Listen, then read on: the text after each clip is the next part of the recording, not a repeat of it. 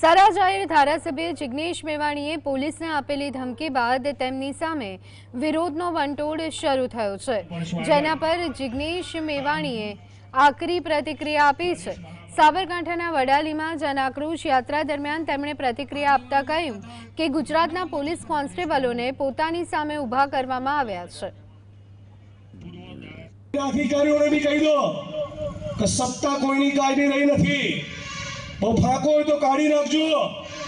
हमणांथी पेलो 8 ચોપડી વાતનો बी फाको काढું છું 2 દાડાથી। જોવો છો ને આજે કેવો ખેલ કર્યો। આ બિચારા ગરીબ પોલીસના કોન્સ્ટેબલોને મારી સામે ટાઈટ કરવાની કોશિશ કરી।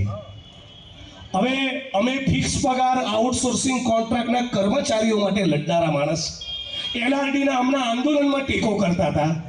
કોંગ્રેસ પાર્ટીમાં નહોતો ને રાજકારણમાં નહોતો ત્યારે એમની રેલીઓમાં જતો કે કોન્સ્ટેબલ ભાઈઓનું સંગઠન બનવું જોઈએ, એમના યુનિયનને માન્યતા બનવી જોઈએ। આવા ગરીબ ખેડૂતના દીકરા જે કોન્સ્ટેબલ છે એમના પરિવારોને મારી સામે